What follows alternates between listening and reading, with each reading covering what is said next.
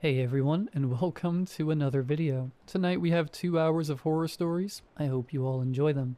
If you do, please be sure to drop a like rating. Let's see if we can reach 1,003 likes on this one. That would be pretty cool. Subscribing if you're new is also very much appreciated, as I do post content just like this all of the time. There are like nearly 800 of these videos across my channel, so if you're at all interested, be sure to subscribe. Anyways, sit back, do whatever it is that you do to relax. Enjoy this over 2 hours of horror stories with no mid-roll ads right after the ad break after this intro. There won't be any more after that one. And as always, I hope you all have a great night.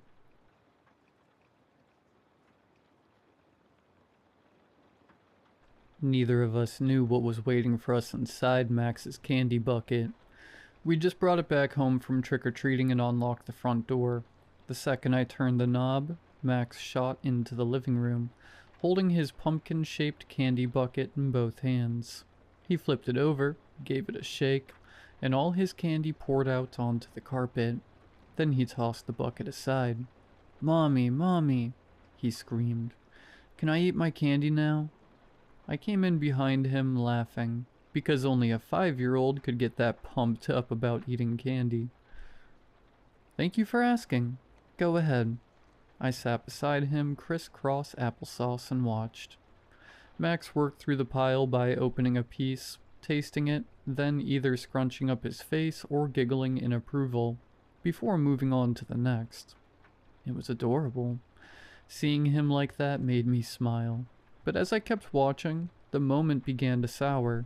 See, I was a single mother. We lived off my income alone, and because I was just a waitress in a small cafe, money was tight. There were some days when I could only afford to feed Max and not myself. Whenever he asked why I wasn't eating, I'd say I already ate at the restaurant, which was a lie because even with my employee discount, those meals still cost money. My manager had even fired employees before for sneaking food without pay. I lied because I didn't want Max to worry. I think kids shouldn't have to worry about those kinds of things. They should be having fun, like Max was doing now. But while I watched him eat his candy, and I saw the happiness he got from what only strangers could give him, something twisted up inside me. I felt like a failure as a mother. Max noticed I wasn't eating any candy and piled several pieces in front of me. "No, honey," I said, putting them back on his pile. "These are all yours. Mommy doesn't want any." "Why not?" "Because I don't want to take any from you." Once I said that, a flicker of sadness moved in his eyes. He looked up at me, almost like he was beginning to understand something about me, like he'd had a realization, wise beyond his years. Broke my heart. "Okay," I said. "Just one. You choose." Max smiled. He hovered his little fingers over the pile, carefully weighing his options, and stalled over a Reese's peanut butter cup. He squeezed down and lifted. Underneath, the corner of something jabbed out. It looked like a small stack of paper. It looked glossy and even gleamed in the overhead light. Whatever it was, I could tell it wasn't candy. Did one of the neighbors put something in there by accident? I reached down and pulled at the corner, and out slid a stack of Polaroid pictures. There were 3 of them, stuck together with a rubber band. "What's this, Max?" Max didn't say anything. He watched curiously as I snapped off the rubber band and flipped the stack over. The first picture framed a residential home at night. An adult woman stood on the sidewalk with a hand on her hip, watching a much smaller person, most likely a child, approach the front door. The lighting was so dark I couldn't tell who they were, but in the child's hand I could see them gripping onto something, like a pail or a bucket. Right then I got it. There was a parent watching her child go trick-or-treating. Yep, one of the neighbors must have put this in here by mistake. I wondered who it was. I flipped to the next picture. I actually recognized the subject in this one. It was my neighbor, Terry, standing at his open front door. Someone who was hidden just beneath the frame held up a bucket, and Terry, smiling warmly like always, dropped a few pieces of candy in. Something about that bucket caught my eye. I studied it, noticing its circular shape, and realized it was designed to look like a pumpkin. My eyes drifted over to Max's pumpkin-shaped bucket on the carpet. My heart skipped a beat, but I didn't want to jump to any conclusions. I flipped to the final picture. It was a shot of an open window, taken from behind a bush. A few out-of-focus leaves dangled in the foreground, but in sharp focus, right in the center of the picture, was my son's smiling face. I was behind him, zipping up his costume. Just before we went trick-or-treating, we were standing inside this very room. "Max?" I said, keeping my voice as calm as possible. "Which house gave you these?" Max scrunched up his forehead while he thought. He shrugged. Then he reached for another piece of candy. I blocked his hand. "Stop. Don't eat any more of that." I stood, glanced around. I was beginning to panic. "How come?" "Because I said so. Don't ask questions right now." Max began to cry. I ran to the front door to check the lock. It was already set. Okay, I'd just taken my son trick-or-treating. Someone was following us. They took pictures of us, and then dropped those pictures inside his bucket. We only went around our neighborhood, so it had to be one of our neighbors who did it. Was this some kind of sick joke? Or was one of them really stalking us? What do I do? I looked past the living room into the kitchen. My phone was on the island counter. I raced over to it and dialed 911. It rang twice, then the operator answered. 911, what's your emergency? Yes, Max interrupted, tugging on my leg, crying for me to let him eat more candy. "Honey, I will buy you more candy, but Mommy is on the phone right." 911, the operator repeated. "Please state your emergency." "Yes, we need help, please. I think someone is stalking me." The operator took down my name, address, and details about what happened. 10 minutes later, 2 officers were at my house. One shone a flashlight around my property while the other one, a young, tall officer, came to the door. He introduced himself as Officer Dan and asked for the photos. "I'm Jenny, and this is all of them," I said, handing them over. He took them with a gloved hand and scanned over the first one. While I waited, I felt Max stir behind me. He was hiding behind my legs, peeking up at the officer. Officer Dan flipped to the second one, looked at it, then cleared his throat. "Who's the man here?" "That's my neighbor Terry, but it couldn't be him. He's a good man." "I'm sure he is," he said. He flipped to the final picture. He studied it, and as he drank in the details, the faint lines around his eyes sharpened.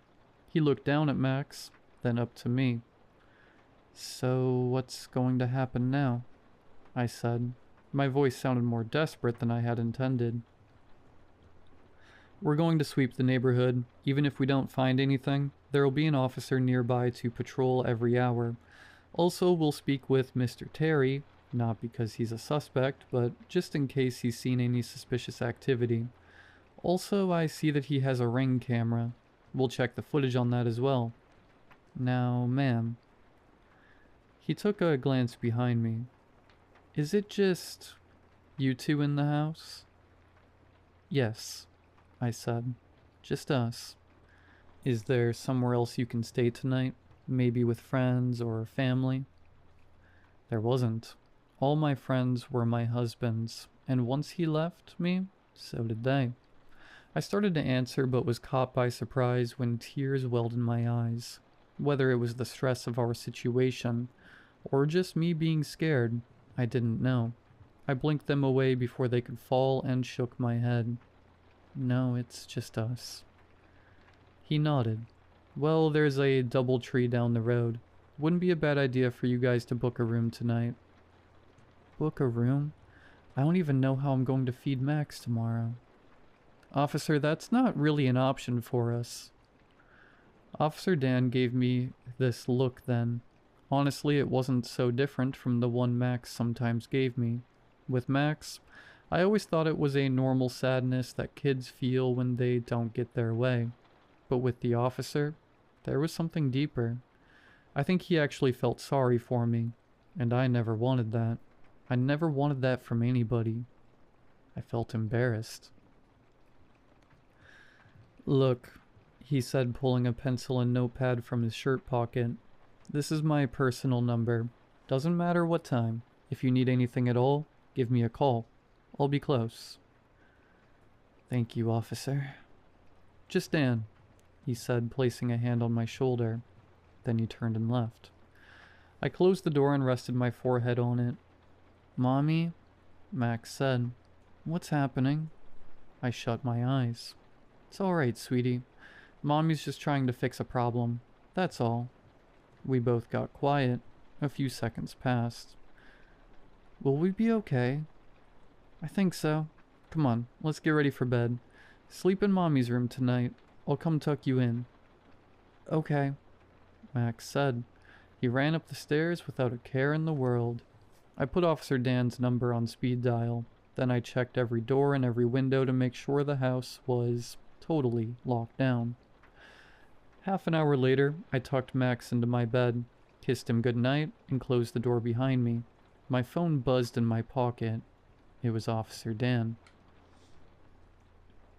He told me the neighborhood was clear, but they'd keep a close watch. My heart sank. I had hoped they would have caught the guy, and we could put this whole mess behind us. All the same, I thanked the officer and told him good night. Sleep was out of the question.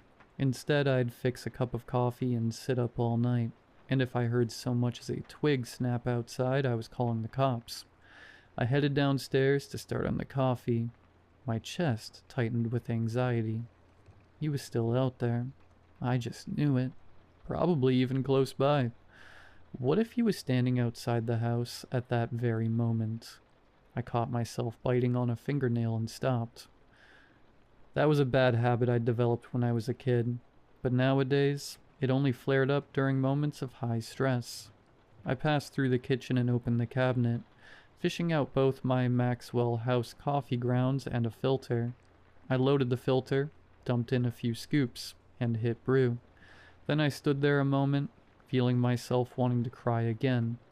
Dang it, Jenny. Now is not the time to get emotional. You're the adult here.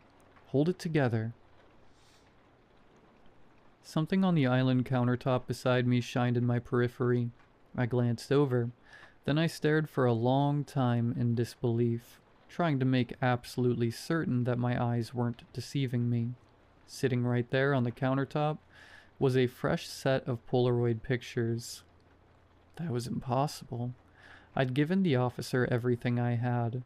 Was I losing my mind? I reached out, almost scared to touch them, and gently picked them up. In the first picture, Max was hiding behind my legs while I spoke with Officer Dan. Only this shot wasn't taken through an open window. From outside the house, it was taken from behind us. From inside the house. My mind struggled to process what I was seeing. There was no way an intruder could have entered the house and taken a picture with an officer standing right there. I flipped to the next one. This one was of me in my bedroom, tucking my son into bed, and the way it was shot looked like something only possible in a dream. It was captured from a bird's eye view, directly above our heads. A blade from the ceiling fan even cut into the edge of the frame. Because it was taken so close to the light, the shot was overexposed, which put a hazy kind of filter over it. This defied all logic. To get that picture, whoever or whatever took it would have to have been suspended from the ceiling. They would have to have manipulated themselves into an impossible angle, all without me or Max knowing. My hands were trembling now. The room was beginning to spin.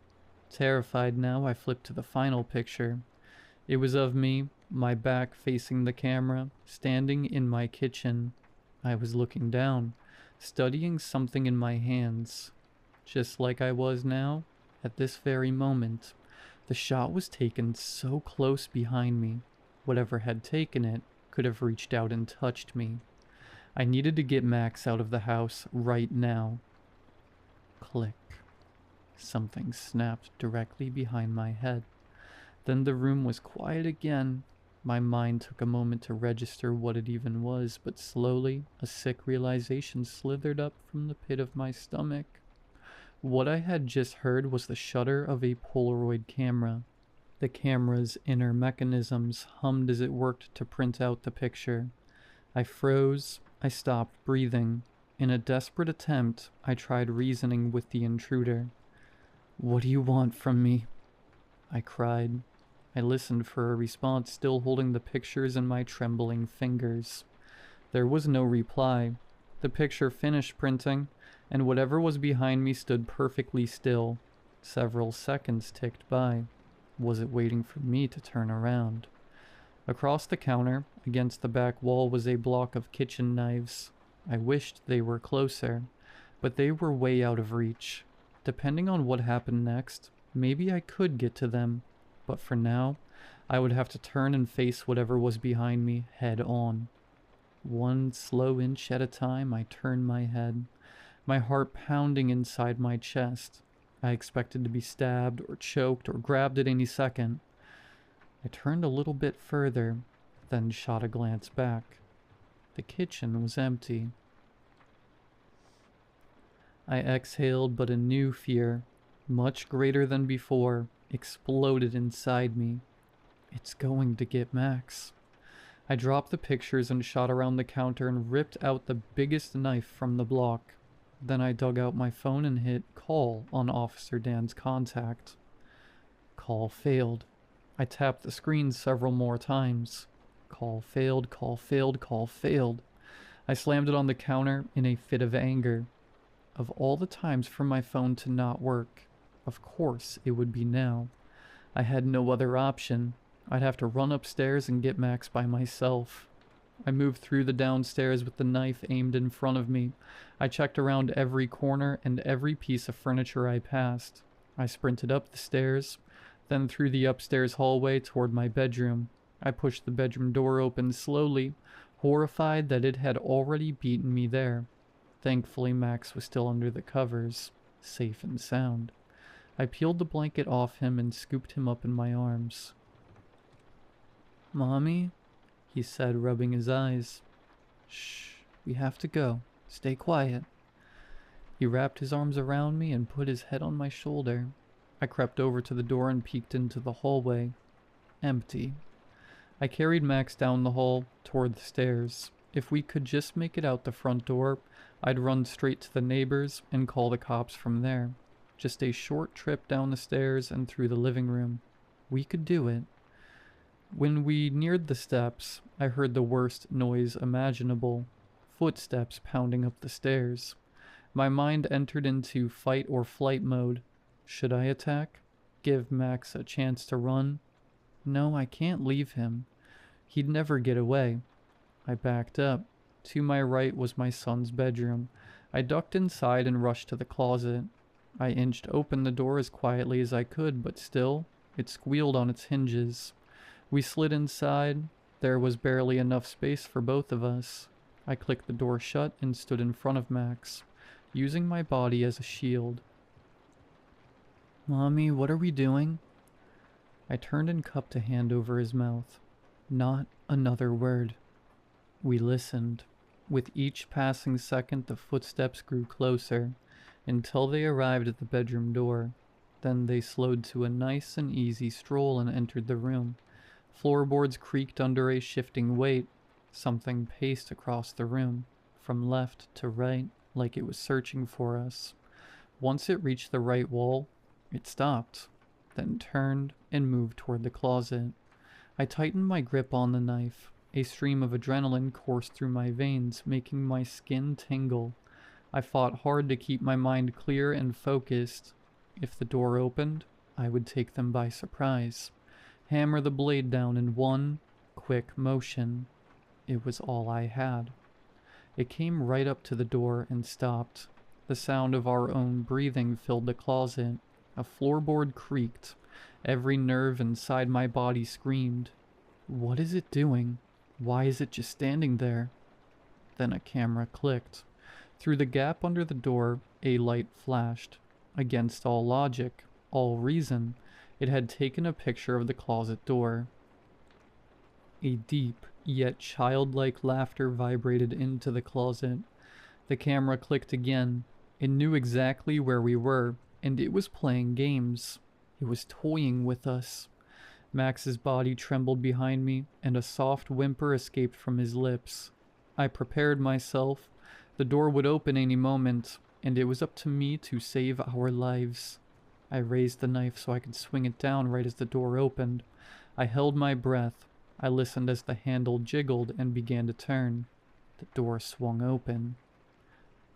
I hacked the knife blindly in front of me. Officer Dan staggered backwards just in time. Whoa, whoa! I darted my eyes around the room looking for it, looking for blood. I was frantic. It's just me. It's just me. No one is here. I've got you. You're safe. No, we're not. It was just here. I heard... We have multiple officers searching your home. No one is here. I scanned the room again. There was no camera, no creature, no obvious threat. The stress of what had just occurred began weighing down on me. I lost my sense of balance and stumbled. Officer Dan caught me by the arm. He guided me towards Max's bed. As I sat down, Max darted out from the closet and jumped onto the bed and clung on to me. You called me, remember? Officer Dan said. But you didn't say anything, so you were afraid something had happened. We forced open the door. Then I heard you guys in here. Do you think he broke in? I know he did. There were footsteps. And there's more pictures. Just look on the counter. There are no signs of forced entry, Jenny. Officer Dan paused and glanced over at the closet door. He ran his palms together, then approached the bed. He took a seat beside us. You know, sometimes in high-stress situations, our minds produce things. Sounds, images, things like that aren't really there. It's perfectly normal, given your situation. It's possible that's all that happened. Don't talk to me like that, Dan. Don't talk to me like I'm crazy. I know what I saw, I know what I heard. You're a cop, not a therapist. Get off the bed. Once I'd snapped on him, Officer Dan had no more psychotherapeutic explanations for me. He stood and left us alone in the room. He left the house, in fact, but some of the other officers were kind enough to stay with us until morning. For the rest of the night, there were no more signs of the intruder. The next day, I applied for a credit card and checked us into a hotel. I also put that house on the market. A week later, someone bought it. I took the money and bought a new house in a completely different state. Even though the old one sold well under its value, I didn't care. As long as we left behind whatever was in there, we had all we needed. At Max's new school, I met a group of moms that I became friends with, and that made a huge improvement on my quality of life. For the first time in a long time, I had people who cared about me. These ladies checked up on me, came over for wine night, got me out of my house. They even introduced me to a great guy who I'm still dating. Max made some new friends of his own, and he seemed happy at his new school. For a while, things were pretty great. This morning, I put a note in Max's lunchbox, telling him how much I loved him. I know that is incredibly lame, but I couldn't help myself. He's the best thing that's ever happened to me, and I always want him to know that. When he got home from school, he threw his lunchbox on the counter, ran up to me and kissed me on the cheek. I love you too, Mommy, he said. Then he went into his room to do his homework. My heart filled with joy. I was floating as I started to clean out his lunchbox. Then, for the first time in a long time, I actually cried. I cried because, at that moment, I loved my life. I wished things would stay like that forever. I took the ice pack out of the lunchbox, then turned it upside down over the trash can. A few plastic baggies dropped into the trash, and then a piece of paper fluttered out. Paper made out of a different material than the one I'd written the notes on. This one was glossy, small, and square. It was a Polaroid. Violent images flooded my mind, the flash under the door, the camera click, demonic laughter. I leaned against the wall. I was having trouble breathing. Calm down, I told myself. Calm down, breathe. That's it. Maybe it was just something Max was working on in class. I fished the picture out of the trash. It was taken inside a classroom, kids at their desks, talking amongst themselves. It was all normal enough. But then I noticed the angle at which the photo was taken. It was taken from the back of the classroom, shooting down at the kids' heads, almost like it was taken from the ceiling. Centered in the picture, held in sharp focus, was Max's smiling face. He was captured, mid-laugh. I screamed and dropped the picture. It spiraled to the ground and landed face down. There was a note scribbled on the back. Now, I don't know what to do. I thought it was the house. I thought that if we moved, we would leave that thing behind. But now I know it was all in vain, because it followed us. On the back, written in dark red ink, were the words, "I love you too, Jenny."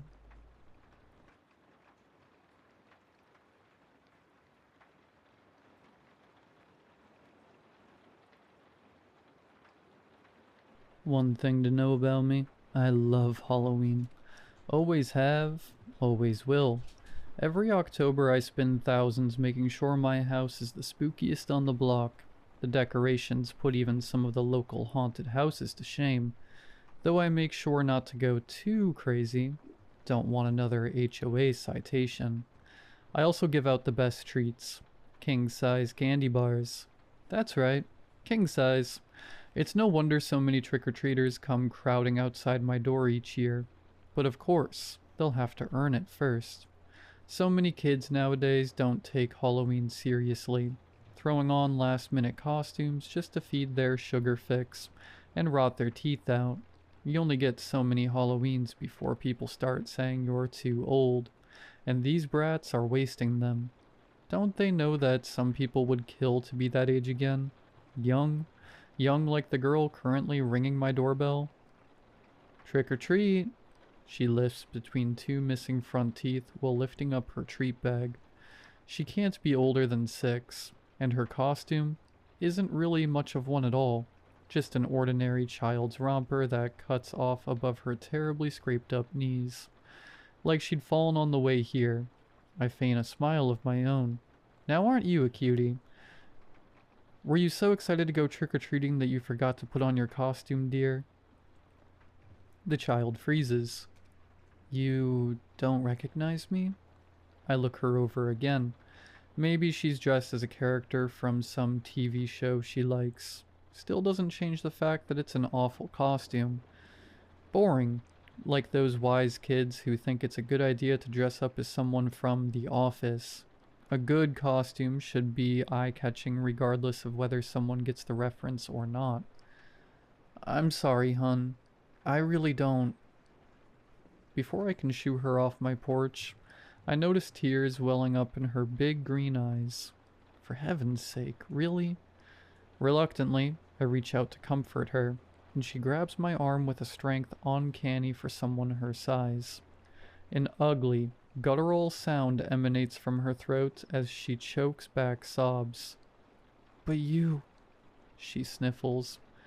I'm past. I can't make out the rest. Past what? Past the age to be making a scene on someone's porch? Speaking of, where is this girl's parents? I search for them in the evening gloom, and am instead greeted with a sight most unwelcome. Trick or treat! Choruses a new batch of kids. Great. More of them. Normally, more trick-or-treaters would be a good thing, but the 10 or so kids now marching up to me wear some of the cheapest, most half-assed costumes I've seen all night.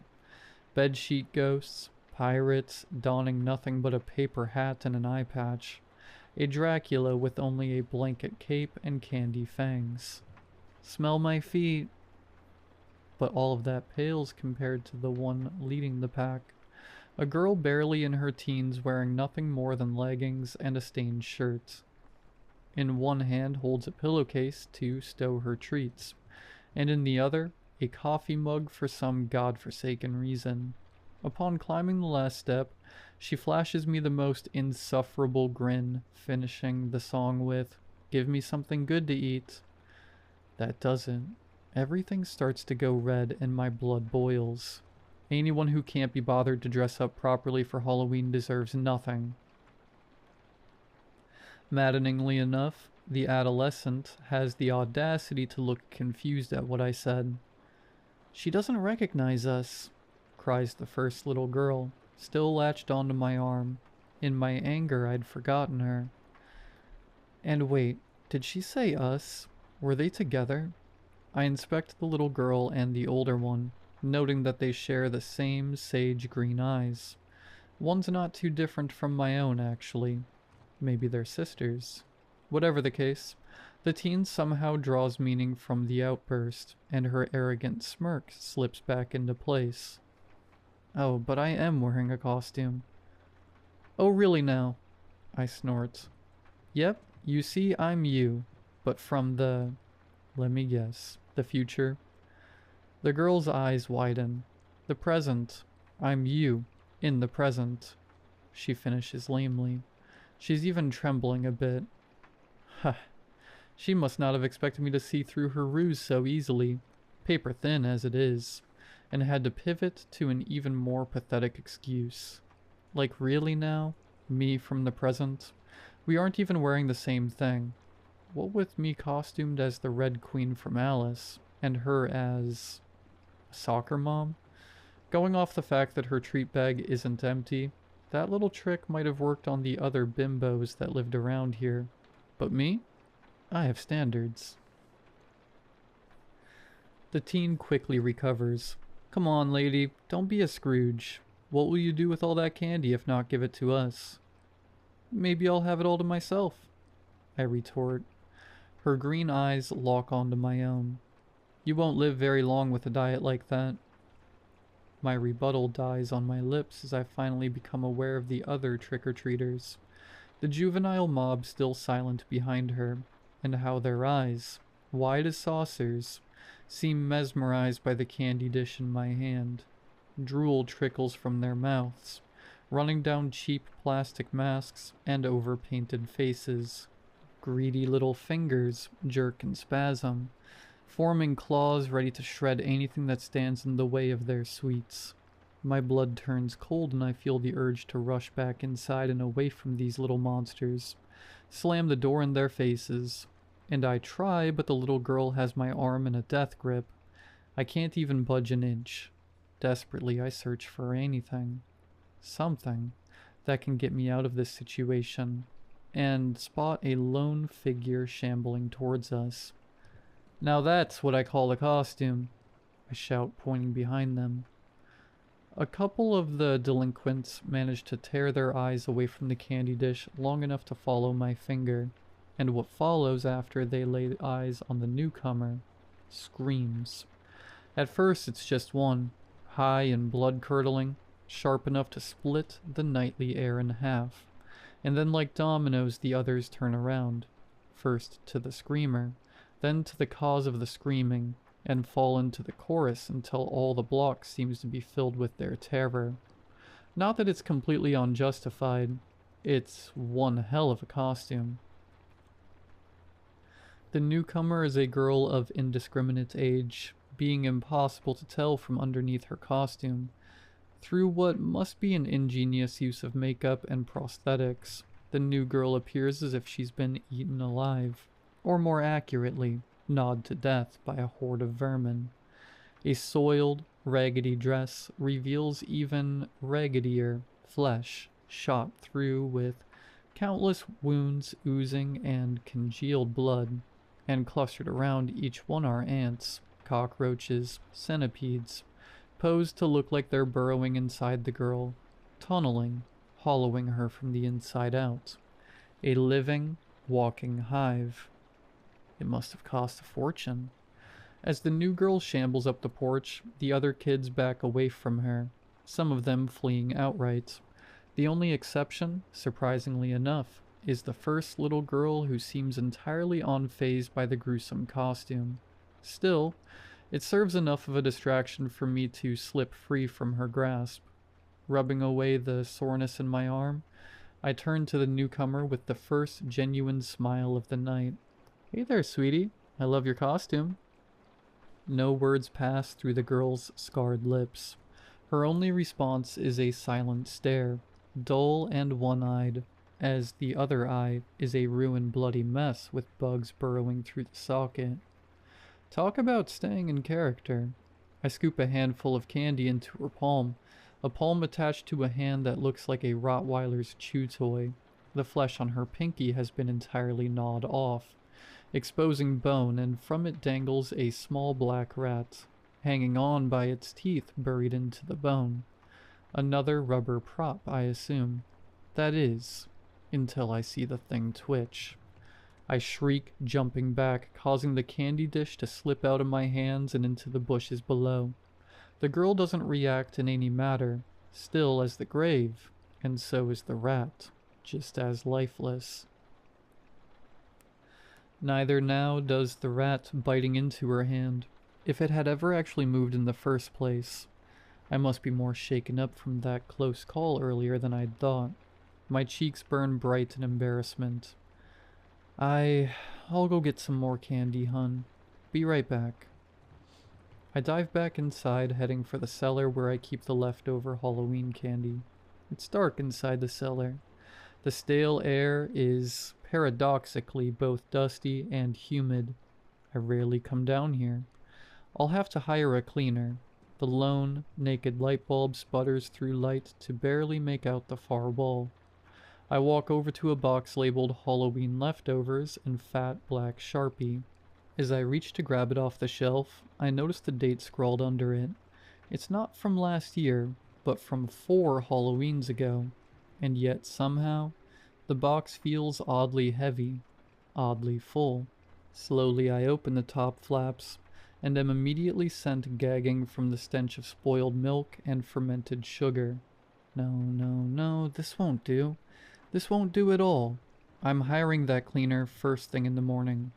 When the nauseous fumes have finally left my lungs, the tears they sprung blinked away. I realize in dawning horror that this is not a one-time blunder. Deeper into the cellar, lining the walls, are entire shelves of old Halloween leftovers. Like the first, each box is marked with a date, revealing an entire mausoleum of spoiled sweets. A sugary graveyard. How could there be so much of it? Did I really hand out so few treats each Halloween? Perhaps I should lower my standards. Just a bit. Walking down the aisle, I notice underneath the sound of creaking floorboards a grating warble. I can't pinpoint the source. It's effusive, seemingly emanating from all around me.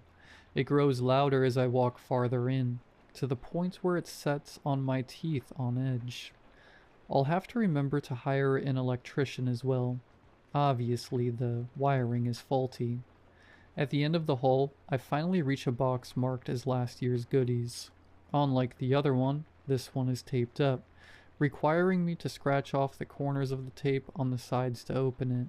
The candy still looks edible, though the wrappers are a little sticky. This should suffice. I'm lifting it up when the largest cockroach I've ever seen darts from behind the shelf. I yelp, stumbling back into an adjacent shelf hard enough that the box it holds tips over, drenching me in a saccharine emulsion of spoiled chocolate and melted taffy. Yuck. My beautiful costume. Ruined. And I don't even want to think about getting this out of my hair. Even removing my now soiled dress doesn't help much. The sugary goop seeped right through it, and onto my skin where it adheres like a candy crust. Double yuck. While I'm picking myself off the floor, I notice something in the corner of my vision. Propped up on a lower shelf is a book, a photo album of my childhood. Conspicuously, already opened to a page in the middle. I recognize the photo instantly. It was taken 20-some years ago. Depicting a me fresh out of kindergarten. I remember the day well, of course. I had fallen off the swing set, landing face first, knocked out my 2 front teeth, and got scraped up real bad. A small part of me thinks it a little messed up that my parents would put this in the album. A much larger part of me is consumed with the realization that the bawling girl in the photo is the splitting image of the little girl I'd met earlier, the one missing her front teeth. Unbidden, her words pop into my head. When I asked about her costume. I'm past. Past. P-A-S-T. That's what she meant. She's me from the past. Baffling choice and get up aside, there's absolutely no way she could have seen this photo, having been down here collecting dust all these years. Even I had long forgotten about it. And like some great horrendous machine churning to life, my brain begins to turn. Begins to make other connections as well. Like about the older girl who claimed to be me from the present, and how, with my costume taken off, I noticed that my underclothes are the exact same. Even the coffee stain from when I spilled my latte during my rush to find batteries for the animatronic skeleton. Okay, so there's one girl dressed up as me from the past, another as me in the present. Did that mean that there was one more girl, the me from the future?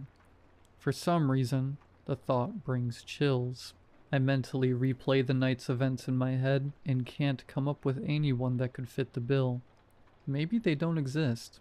Maybe there is no third. Weird little girl with an eerily accurate costume. Or maybe I just haven't met them yet. Haven't gone inside before they could arrive. If I was to go back outside as originally planned, would I get to meet her? Maybe she's already out on the porch, right now. Would I even want to? To meet this me from the future?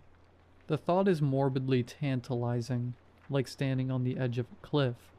Inexorable as gravity. I shake the thoughts out of my head. This is stupid. With this Halloween being a bust, the only thing I'm going to do is turn my lights off early and get this candy off me by way of a long hot shower. Picking myself up, I dust myself off. Or try to anyway. The gummy sweets adhere too strongly to my skin and clothes to brush off. Definitely going to need that shower.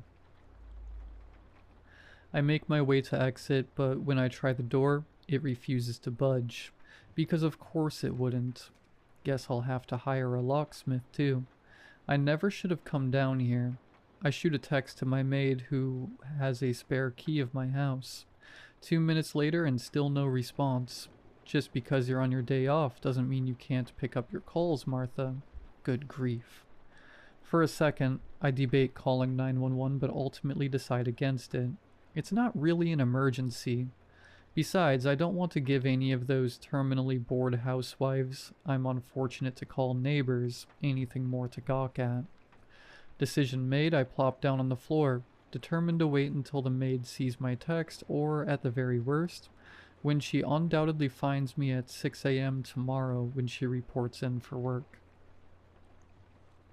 But as the minutes well away in this dusty cellar, the night's events and revelations begin to gnaw at me. I realize that I'm breathing way too fast. Try to do some breath exercises. Doesn't work. I heard once that journaling can be calming, hence this little story I wrote on my phone, recounting the strange series of events from start to finish. It helps a little, I think. I'm still debating whether I should actually post it or not. On one hand, I'm not much for strangers prying into my business. On the other hand, commiserating with strangers on the crappiness today's generation of kids could very much be what I need to get through this even crappier situation. In the midst of my typing, the buzzing sounds reach a peak, taking on a new form that sounds almost like chittering, a cacophonous noise coming from all around me. I lift my eyes and am met with hundreds more, belonging to a horde of vermin. In every direction lies ants and roaches and rats, all grotesquely fat from years of gorging on spoiled sweets. And I can tell from the way they look at my sugar-saturated form, their appetite isn't quite sated yet. Their ravenous gaze brings to mind the kids still waiting on my porch. All of them had that same hungry look. Well, all except one, the last girl in the impressively made costume. I had seen something almost sadden her one remaining eye, an eye of sage green, just like my own. I'm already onto my feet, pounding on the door before I realize the scream tearing out of my throat, noticed only through the burning of vocal cords shredding themselves against each other. The sound itself doesn't reach my own ears, drowned out as if by the scuttling of thousands of clawed feet and the chittering of gnashing teeth. I don't dare look back, vision narrowing solely to the door in front of me, and how it can't be locked because the knob turns and yet it won't move. I fumble around with my phone, madly shaking my legs to get bugs and worse from crawling up them, and turn on the flashlight, glued stuck with the door hinges and some gummy substance. Old taffy. Desperate, I try clawing it off, but recoil when I feel a sharp pain in my hand. I lift my hand up to the phone's light. Dangling off my pinky is a small, mottled black rat. It had bitten me right down to the bone.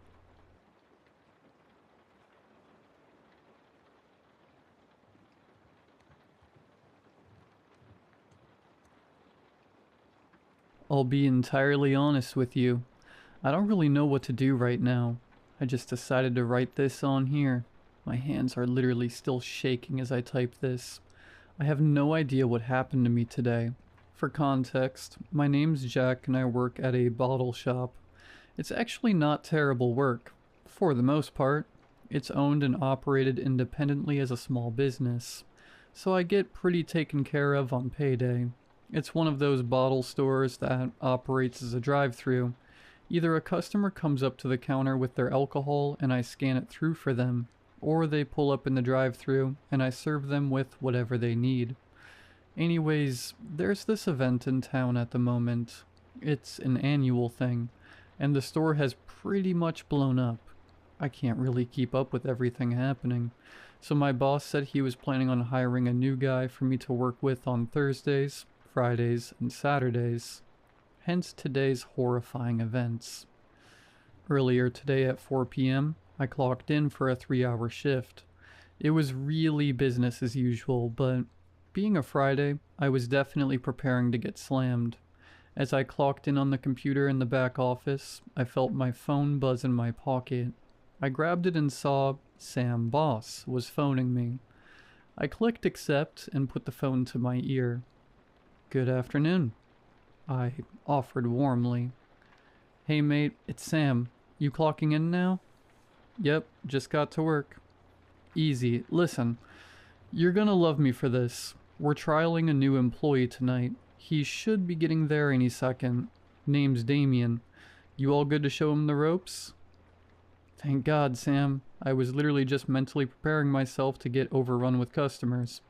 Yeah, I'll show him how everything's done." "No problems. Look, I'm on my way to that meeting I was telling you about, and I'm just about to hit a black spot, so I'll let you go. Give me a buzz after you clock out, and let me know how he went. Keep in mind I'm in and out of meetings until just after 7, alright? No worries, Sam. Thanks again. See you. And that was that.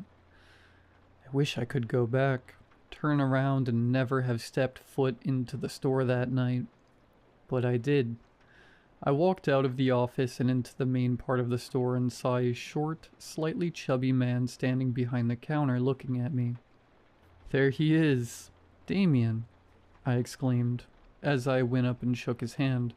That's right. What's your name? He responded excitedly. I'm Jack. It's nice to meet you, mate. Let me show you around. The first thing I noticed about Damien was his smile. All the teeth in his mouth seemed visible, and his smile literally never seemed to waver. I don't actually remember ever seeing him with a straight face. As I showed him around, I tried to get to know him a little bit. Whereabouts are you from, Damien? I asked. Not from around here, was all he responded with. Yeah, cool. How'd you find out about this job? I just saw the opportunity, he said, his smile quivering. I just nodded at that. I didn't really seem to get straight answers in the questions I was asking. Instead, he would respond exclusively in a manner which operated to provide as little information as possible. I finished showing him where everything was, and we returned to the counter. To be honest, the shift started pretty slow, but Damien and I actually struck a bit of a good system. We would trade customers so as to stagger the workload between the two of us, and whenever one of us wasn't with a customer, the other would be stocking the shelves. Not long after the system was engaged, I realized how clueless he was with interacting with these customers. I honestly just assumed that maybe he didn't have a customer service background or something. But this guy was at least in his 40s. I wasn't sure how anyone could get to that age and be as poor in customer relations as this gentleman. For example, this one guy came in, and Damien didn't even initiate the interaction. He stood there smiling at him, waiting for the customer to tell him what he wanted without any provocation. That struck me as really odd. About half an hour went by, and then service really started to pick up. People were coming home from work around that time, so I underwent what I usually did on weekends. A battering. We continued to trade customers, and although his social skills weren't great, the system was working. I found that I was having to work a lot less hard than I usually did. Then something strange happened. I waved goodbye to a usual customer, and this older lady Damien had just served pulled over to the side of the drive-thru. I saw her arm stick out her window, followed by her head. She looked right at me and waved me over. A little bit thrown, I walked over to her, preparing to get yelled at for one reason or another. "Hi, mate," she said in a gravelly voice. "Look, not to be an asshole or anything, but you might want to review the performance of your colleague over there." She pointed vaguely in the direction he was standing. He was facing away from us doing absolutely nothing, but even from the back of his head, and the way his cheeks looked, I could tell he was smiling. He didn't say a bloody word to me. He just stared at me for ages, then silently went and got my things after I blurted out what I wanted. He also didn't stop smiling once. Yeah, this is his first shift. I think he's just nervous." But I didn't get to finish what I was saying, as we were both looking in his direction, and as I was speaking, a tooth fell out of his mouth. A single tooth. It fell in front of him, and bounced off the box that was at his feet, landing just beside him. Me and the woman were stunned. We just watched for a few more seconds. "Love, I don't know what's happening here, but be careful. I've got to run, but seriously, be careful." She peeled out of the drive-thru, leaving me shocked and alone. I probably watched him for at least 2 or 3 more minutes, which doesn't sound like a long time, but trust me when I say it is. In a silent drive-thru, watching a smiling man stare aimlessly into the back of a fridge, it was just bizarre. I finally pulled up the courage to continue about my work. After that customer, we hit a huge quiet patch. I went to the fridges on the opposite side of the store and began to load them. After a little bit, I heard him moving over to the other side of the shop. I looked over and saw he'd shuffled over to behind the counter now. Now he's facing right in my direction. I continued to load the fridge, and Damien did not stop staring at me for even 1 second. He didn't break eye contact. I could see in my peripheral vision that his outline remained facing towards me, smiling and observing. For 1 split second, I mustered up the guts to glance in his direction, and saw a missing front tooth.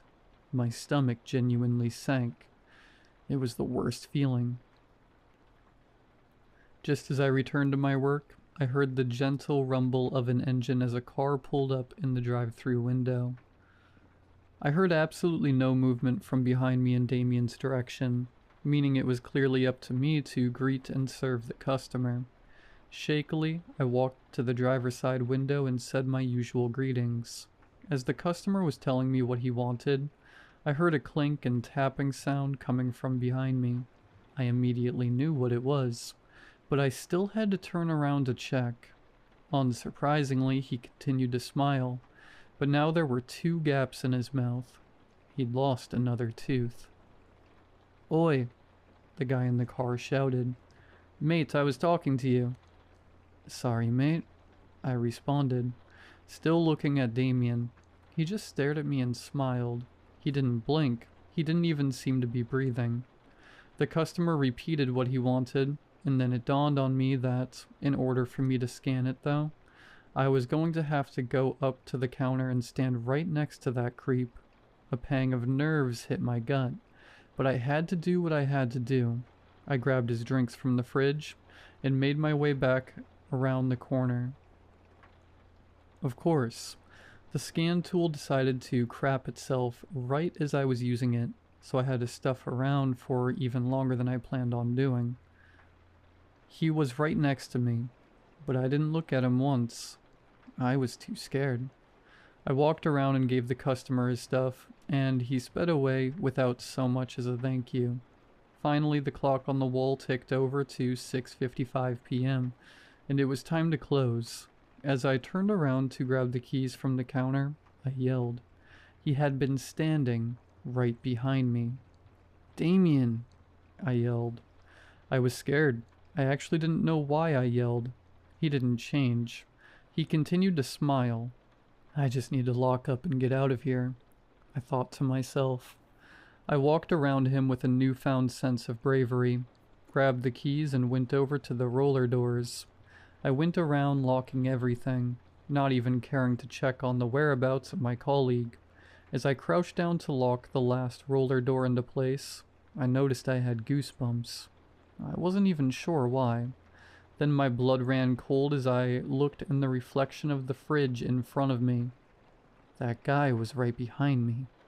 My fight or flight reaction kicked in. I turned around, punched him in his liver, and sprinted as fast as I physically could to the nearest lockable door, the bathroom. As I rounded the corner to the back, I heard heavy footsteps behind me, way too heavy to proportionately match Damien's stature, way too fast to be human. I threw the men's bathroom door open and slammed it behind me, locking it on instinct. No sooner had I locked the door than a deafening bang sounded upon it. He was right outside. Words cannot describe the fear I was in. I'm not usually easily scared or anything, and I don't think that my recounting of these events does justice to the horror that would be felt under the circumstances.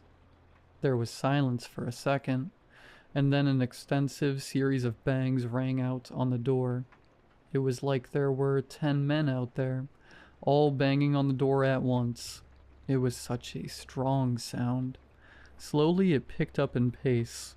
Soon the banging was occurring at a seemingly impossible speed. There is not a single chance that whatever was out there was human.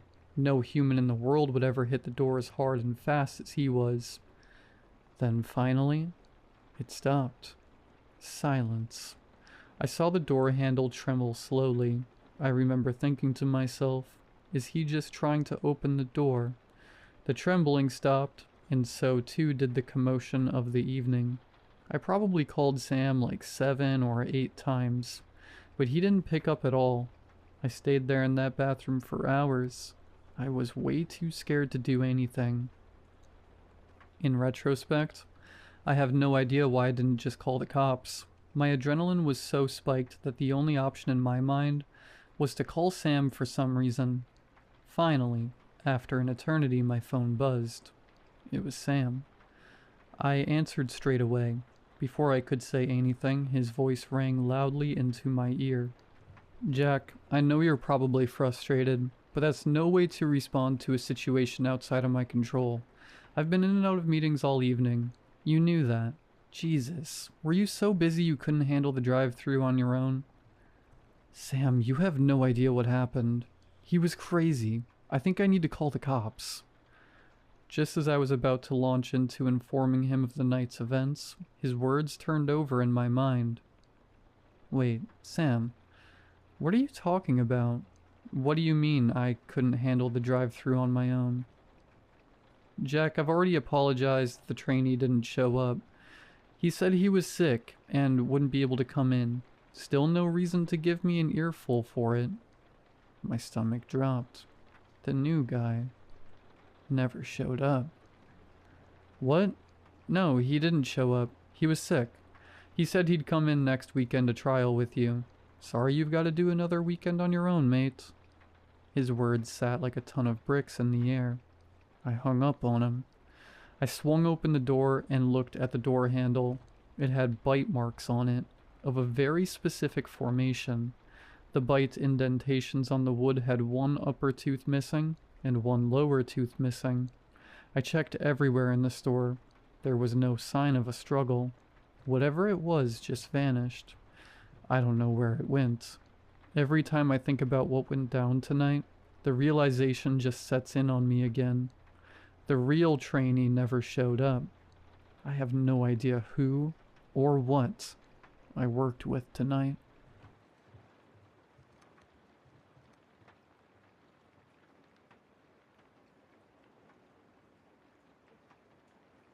My whole town's gone into a state of mass hypnosis.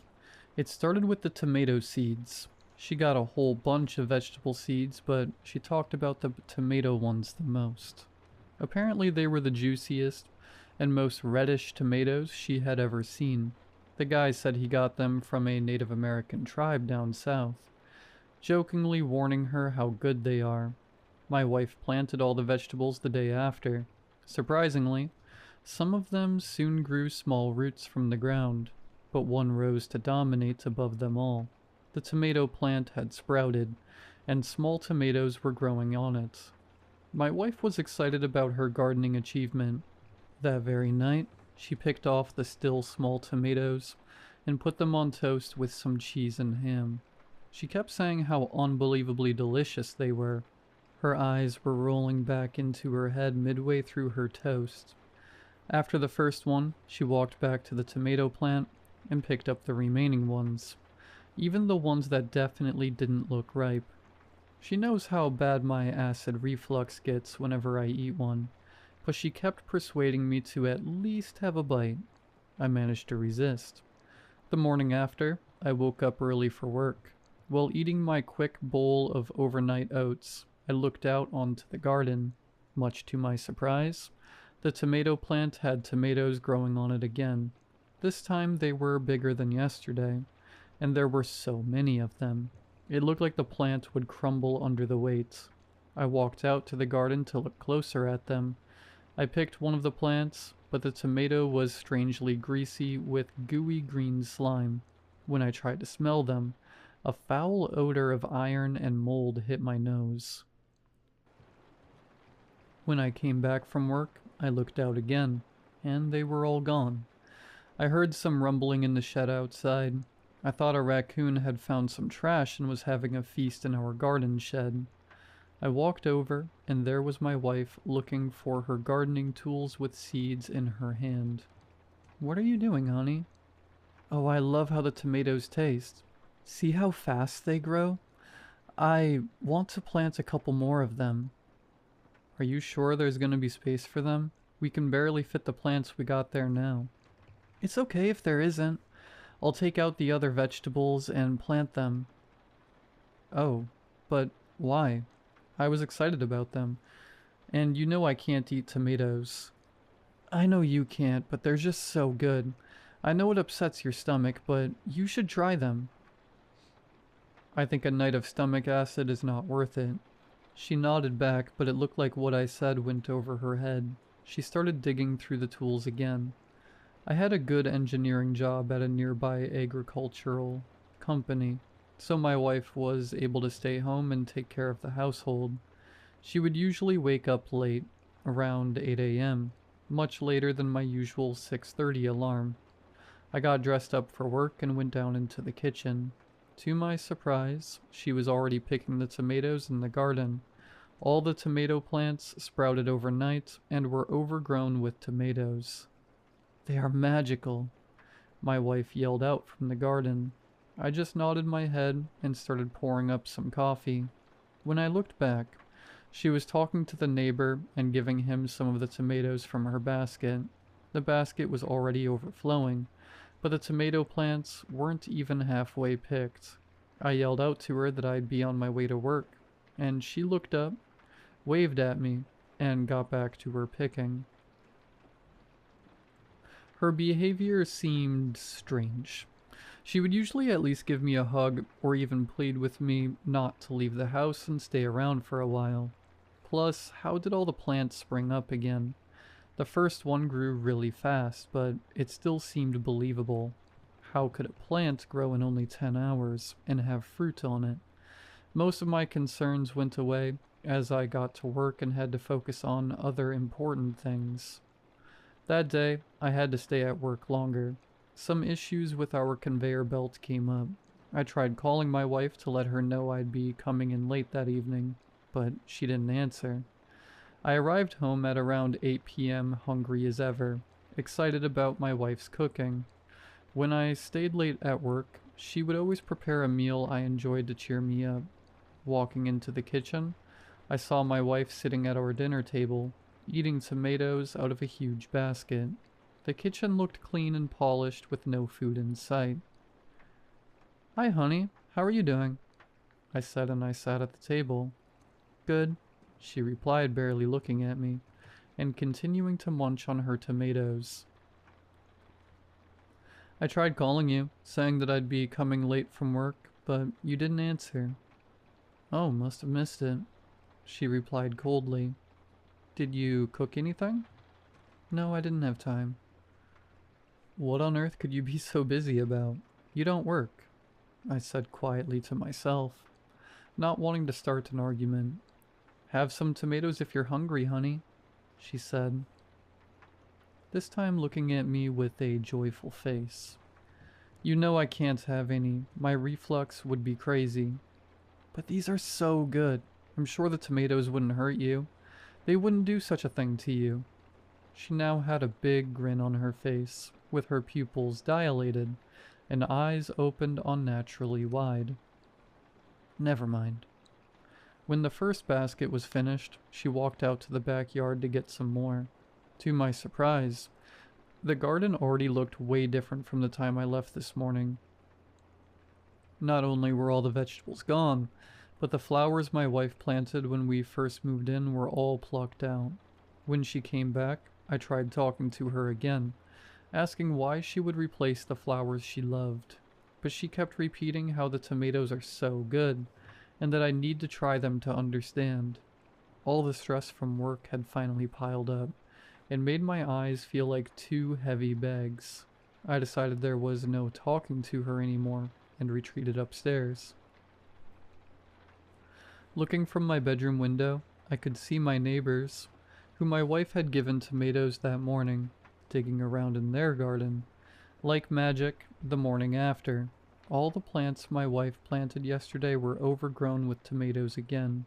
The backyard now looked like a red ball pit. She was already bringing the first basket in when I was making my morning coffee. She sat at the table and started eating them. A nutritious and well-balanced breakfast, I said, trying to make a joke, but she flashed an angry look. I took my cup of coffee and walked out into the garden to see what was going on there. "Hey Adam, how are you doing?" I asked my next-door neighbor, who I could see standing next to a fence, eating one of the juicy red tomatoes. "Oh, I'm doing great, Steve. The tomatoes your wife gave us are unbelievable. We planted them yesterday and they have grown overnight. Have you tried them yet? Your wife told me you haven't because of some stomach problems." "Yeah, I could see you guys digging in the garden yesterday. No, I haven't tried them. I got a bad case of acid reflux, and tomatoes can ruin my day." "Oh, I knew we had to plant them when I tried the first one. You need to try them." He now had the same manic look my wife flashed me yesterday. That day's work was slow, which gave me time to think about what was happening at home. I don't want to creep myself out too much, but my wife's behavior was odd to say the least. On my drive home from work, I saw people from my town digging in their gardens. It was the season when people would usually start planting, but why did everyone decide to start today? Arriving home, I saw my wife and next-door neighbors sitting at our dinner table. We did have good relations with them, but this was the first time they ever came over. Everyone was sitting around the table eating the tomatoes and talking about how delicious they were. No one said hi when I entered, not even my wife. Almost like the tomatoes put them in a state of hypnosis. I said hi to them, but barely anyone seemed to care. Only once I sat down, my neighbor looked at me. "Come on, neighbor. Still haven't changed your mind about the tomatoes? Take some. There are a few from my garden there, too." "I really can't," I replied. "They wouldn't hurt you, son. Just have a bite." He tried to push the tomato uncomfortably close to my face. I almost had to slap his hand away. The tomato smelled foul. I could see the green gooey slime on the tomato's skin. My neighbor's fingers were covered with it too. After seeing that there was no chance of getting me to eat one, he resorted to munching on it himself and talking to the others at the table. I looked out into the garden, and at first I couldn't believe my eyes. The dirt all over our garden was tilled. I looked over the fence, and my neighbor's garden looked the same. I tried to walk out onto it to take a closer look, but my wife ran from the table and started dragging me by the arm. "Stop it. You're going to hurt them," she yelled out. "Jesus Christ, all right. Calm down," I yelled out too. She wouldn't let go of the grip until I walked into the house again. She threw a nasty frown and walked back to the table to her basket of tomatoes. Both of my neighbors were looking at me now, too, with a scolding face like parents who learned about your last misdeed. The morning after, I woke up to a loud banging and rattling, like I was next to a construction site. I looked out my window and saw my wife with some of our neighbors taking down the shed in our backyard. I hurried out with my pajamas still on, almost tripping on the stairs. I didn't even put on any shoes. Ran out into the garden and started screaming at everyone to tell me what the hell was going on. "We're making room for tomatoes. There's nowhere else to plant them." She smiled and looked back at me with a very peaceful expression. Like what she said made complete sense. "What do you mean, make room for the tomatoes? The garden is filled with them. Where are you going to put all my tools?" I screamed at her. "They're in the basement." She wasn't smiling anymore. I ran in front of them, waving my hands above my head, saying they needed to stop and get going. Their looks turned from concern to anger. One of the neighbors, Jack, dropped his claw hammer, walked up to me, pushed me, and told me to get lost. I couldn't believe it at first. I stood there for a second with a bewildered look on my face. Then they all dropped their tools and, in almost magical unison, started pushing me and telling me to get away, and that I don't understand. My wife joined them too. At that point, I retreated into the house. I was panting, my whole body was shaking, and sweat started forming on my lower back. I called in sick to work and sat at the dinner table for a while. I had no idea how much time had passed by, and my mind filtered out all the outside noise. When my emotions finally calmed down and I came to, they were still working on the shed outside. I ran back into the bedroom, dressed, and walked out to ask someone for help. But to my dismay, everywhere I looked, people were in their gardens digging up dirt with a basket of tomatoes next to them. This happened 4 days ago. I have not been to work since. Over the weekend, I tried to get to the farmer's market, but the guy was not there anymore. No matter how hard I looked, he was nowhere to be found. People in my town have completely dug up their gardens to plant the tomato plants. The ones who don't have space anymore have resorted to the same plan my wife had, slowly taking down sheds, patios, fences, fire pits, and all other things taking up space in their yards. I thought about calling the police, but what was I going to say to them? That some group of avid tomato lovers is tearing up their backyards? Reporting the assault is not an option either. I have no witnesses. They'd probably turn it against me. When they don't work, they all gather at our house, eat tomatoes and whisper. Nothing else. Just whispering and eating the tomatoes. I sometimes listen to them whisper the same phrase over and over. They're so delicious. Whenever I walk down, they all look at me in unison. Their gaze follows my every move like a shadow. Edit. I can hear them outside the door now. The room is full of the smell of rotten iron. They're chanting. It's time to try the tomatoes.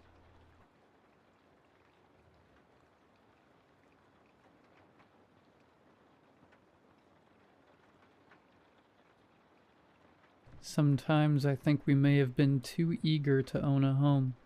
If we had taken our time and been more discerning, we probably would not have ended up as involuntary hosts to the dozens of yearly visitors that wander onto our property from the small business next door. We live next to a funeral home, and by next to, I mean if our two buildings were any closer together, they could be condensed into a townhouse. A small strip of yellowish-green grass, barely wide enough to fit two people side by side, is all that separates our properties. And evidently, that strip belongs to my wife and me, because if we don't mow it, it doesn't get cut. Really, I should say that we live behind a funeral home, because while it is our closest neighboring property on our left side, that side of our house is actually facing its rear. The funeral home is on the corner of our block, and its entrance is situated more or less perpendicular to our front door on the wall farthest from our house. The strange juxtaposition of our two buildings' orientations is ugly and a little uncanny, but I suppose I can't complain, because it means that I rarely have to see the funeral home's clientele, or at the very least, their living clientele.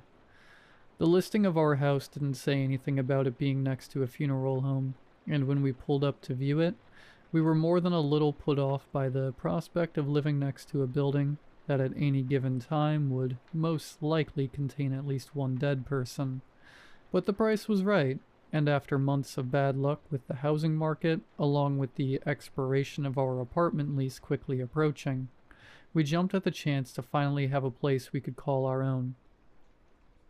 Besides, my wife and I both hold a fascination with all things paranormal and macabre.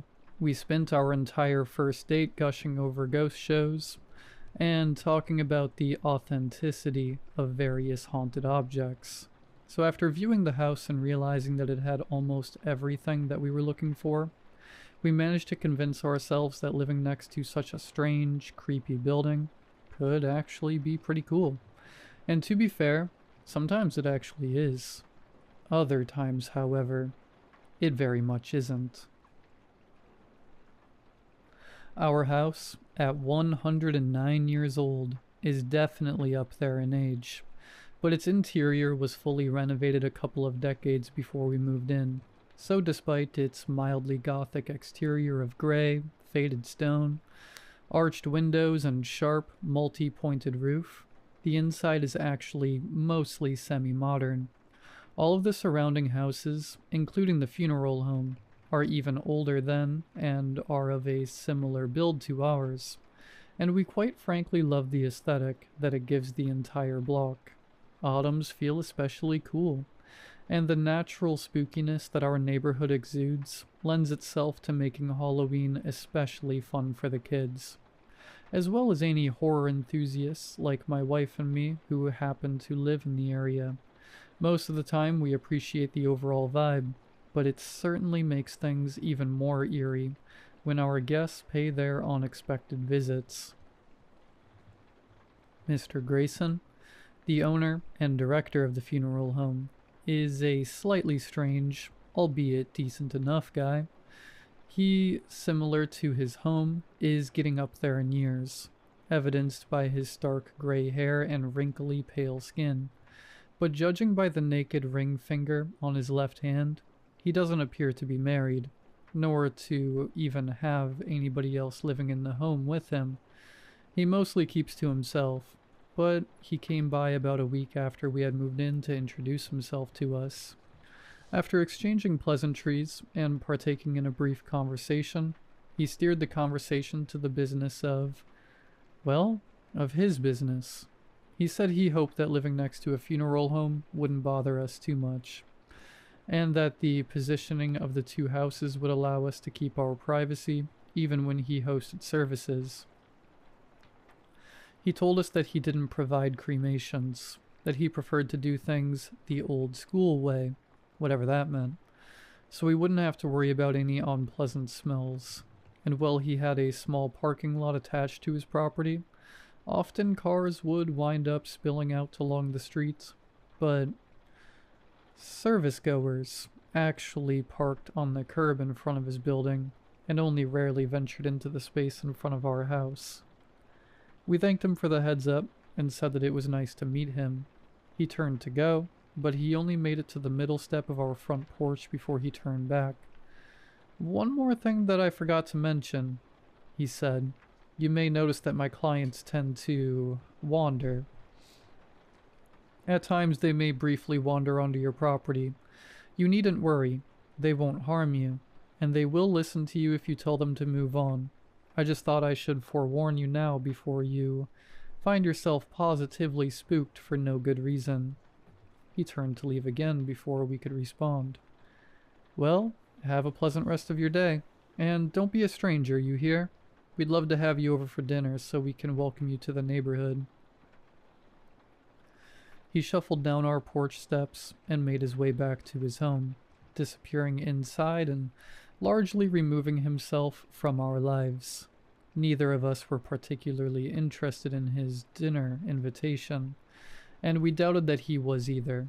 Pleasantries and all that. At the time, we didn't think much of Mr. Grayson's final warning. We assumed that when he said clients, he was talking about disoriented mourners who sometimes wound up where they didn't belong.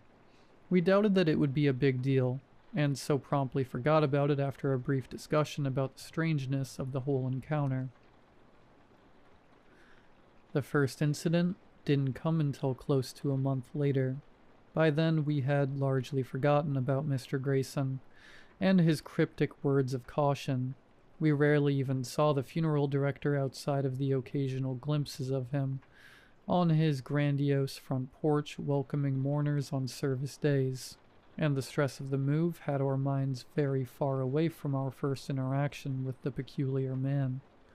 It happened on a night in late spring, one of those hot, sweltering days that feel more like early summer, despite what the calendar would have you believe. I woke up in the middle of the night desperately needing to pee, and seeing as our bedroom had never had a master bathroom installed during any of the house's renovations, I was forced to walk out of our room and all the way down the long hallway to the lone second floor bathroom on the far end, hoping that my tired, lumbering footsteps didn't wake my light sleeper of a wife. I didn't turn the light on in the bathroom, so by the time I reached the toilet, did my business, and stepped back into the hallway, My eyes had properly adjusted to the darkness that enveloped me. Had I turned on the light, thus resetting my night vision, I might not have even noticed the little girl standing at the top of the staircase. She couldn't have been more than 5 or 6 years old. The first thing I noticed about her was that she was wearing a pink polka dot bathing suit, which immediately struck me as odd for that time of night. The second was that she was positively soaking wet, her small frame weighed down by a heavy curtain of water that gave her clammy skin an unnatural shine, and which forced her chestnut hair to cling to her little skull like a thin sheet of plastic wrap. She stood staring at me from the shadows at the nighttime gloom. As still as death, while droplets of water fell from her swimsuit and weakly splashed against the hardwood floor at her feet. I immediately picked up on the overpowering scent of chlorine. Had this occurred only a few years later, I may have thought she was my own daughter looking back at me from the shadows, but seeing as we did not have any children at the time of this incident, the girl's presence completely baffled me. She stared at me with her pair of glassy, distant eyes for a few long seconds before I managed to chase away the surprise that kept me frozen in place. "Are you all right, little girl?" I asked her. No response. Are you lost?" Silence. "Where are your parents?" For several moments, I thought she wasn't going to speak, until finally she found her words. I don't know." Her voice was quiet, barely above a whisper, and while she was looking in my direction, I realized that she was not staring at me, but at a point behind me, as if I were not there at all. "What's your name?" I asked her, but before I could get a response, I heard the sound of my wife shuffling out onto the hallway. When she saw me, frozen stiff in the nighttime gloom, she frowned. "Who are you talking to?" she asked in her groggy, half-asleep voice. "And why does it smell like a pool out here?" "This little girl must be lost," I said. "She says she doesn't know." In the brief moment that I turned to look at my wife, the girl had disappeared. For a while I stood completely still in the hallway, dumbfounded, at a loss for words. I may have convinced myself that I had imagined the entire encounter in my head, sleep-deprived mind, were it not for the pungent puddle of chlorinated water that still rested at the top of the stairs. We immediately called 911, not because we were frightened of a little girl being somewhere in our house, but because we were concerned about her well-being. The police arrived fairly quickly, all things considered, and after asking a number of questions that I answered with varying degrees of confidence, they did a surprisingly curt search of our home that turned up no results. The girl was gone. Were it not for the puddle that she had left behind, I couldn't have said for sure if she had even existed at all. I was stunned when one of the officers told me that, well, they would file a police report. There was nothing more they could do. "Nothing more you can do?" I said. "But there's a lost little girl around here somewhere. You aren't even going to ask around the neighborhood about her or something?" The officer, looking like he had a lot to say, seemed to weigh his words before he finally sighed and spoke. "Look, you just moved into this place recently, right? Which means you probably don't know this yet. But this isn't the first call of this type that we've had at this residence. Not by a long shot." "What, you mean like that girl has been here before?" "Not exactly," the officer said. "People tend to see strange things in this house. Things that aren't necessarily there." "But she left a puddle at the top of my stairs," I said, flabbergasted. "It's still sitting up there right now. You're telling me I imagined that?" "No," he said. "In fact, I'm sure you saw something, but I don't know that it's exactly what you might be thinking." He paused, seeming to choose his next words carefully again. "Look, you're the lieutenant's nephew, right? I think it's probably more his place to explain this to you. Give him a call tomorrow morning, and he'll give you the skinny on this house. But in the meantime, rest easy tonight knowing that there is no lost little girl in a polka dot bathing suit wandering around this neighborhood. Of that, I can assure you." His words were not at all reassuring. The police left, and after cleaning up the puddle of water that was soaking into the hardwood of the upstairs landing, my wife and I went back to bed. My mind was too preoccupied by the thought of the lost little girl to fall back to sleep, so when morning came, I groggily crawled out of bed and followed that officer's advice. My uncle is, at the time of writing this, a nearly 3-decade veteran of my town's police department. He's seen it all throughout the course of his career, including, apparently, personally going on several calls to my house back in the day, and so when I called him asking about the previous night's incident, he immediately knew what I was talking about. "Geez," he said from the other end of the line. "I didn't realize that you had moved into that house. If I had, I probably would have told you to steer clear of it before you signed anything that was legally binding." I frowned at this, despite knowing that he couldn't see it. "Why? What exactly is wrong with our new house?" My uncle waited a long time before answering, so long that I actually thought he had hung up on me, or we had otherwise lost connection before he finally spoke again. "There is some weird stuff that happens at that house, kid." "I've already gathered as much," I said, trying my best to check my annoyance while speaking to my uncle. "What I don't understand yet is what exactly that means." Again, there was an uncomfortably long pause. "Let me start by telling you this. The reason that officer last night knew that the little girl in the polka dot bathing suit wasn't wandering around your neighborhood is because he knew that she had died earlier this week." I can still remember the chill that ran up my spine when my uncle told me this. The invisible line that connected our two phones suddenly felt very heavy, and only grew more dense with each passing moment of silence that followed. I knew that I needed to speak if I wanted to alleviate some of that weight. An exasperated, "What?" was all I could muster. "Yeah," he said, sounding sorry to have been the one to tell me this. "She drowned during her swim lessons over the weekend. All of the adults in the pool were distracted with other students, and, well, did you know that a person can drown in less than 30 seconds?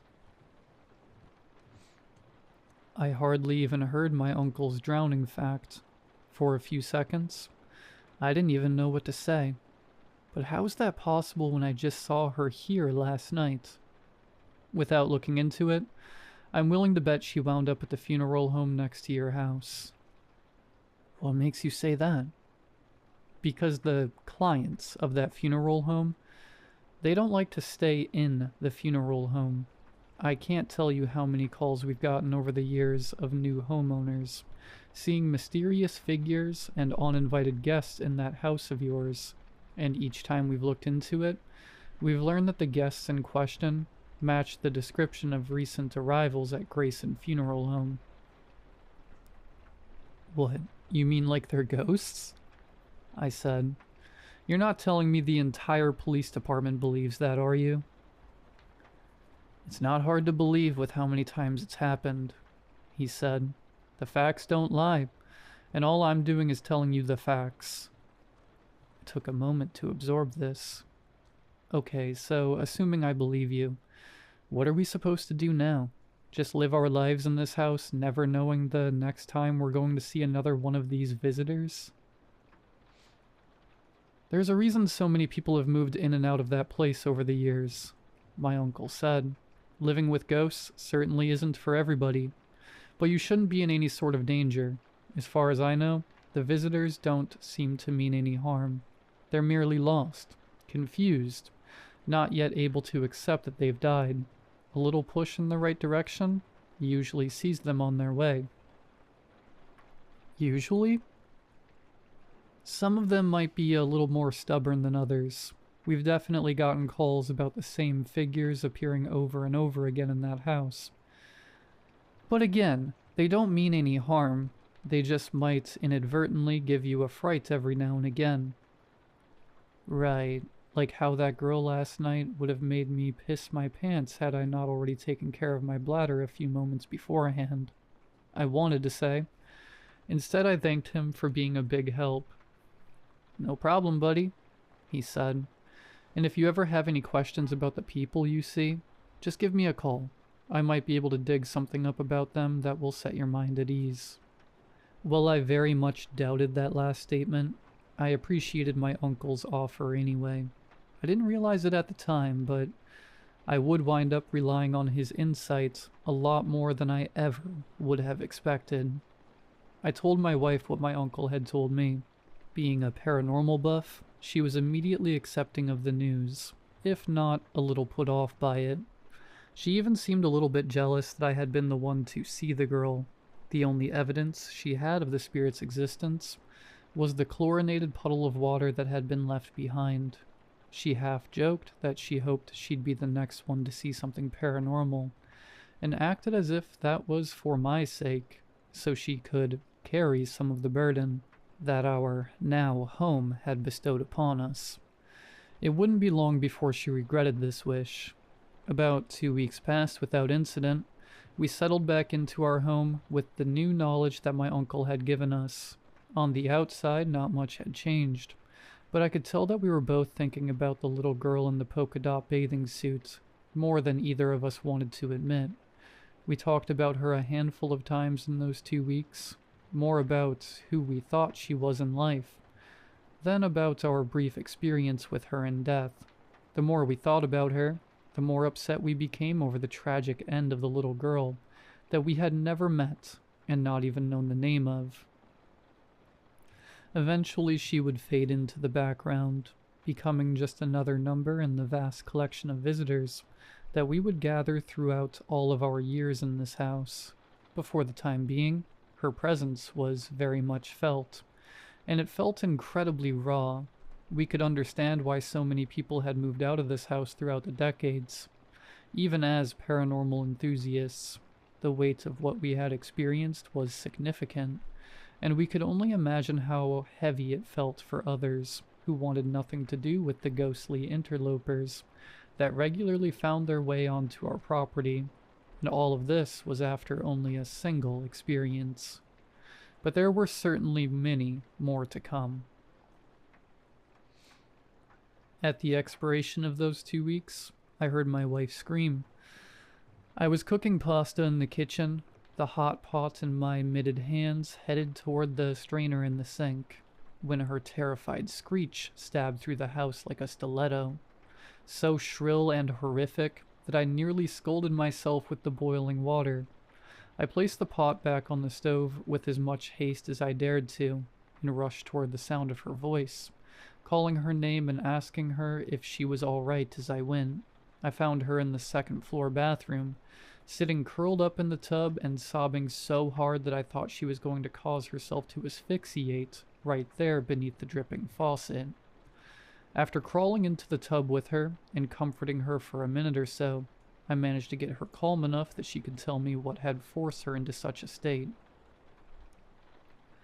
She had been cleaning the bathroom sink, her eyes focused on the bowl as she went to town with her trusty scrub brush, when she happened to look up into the mirror.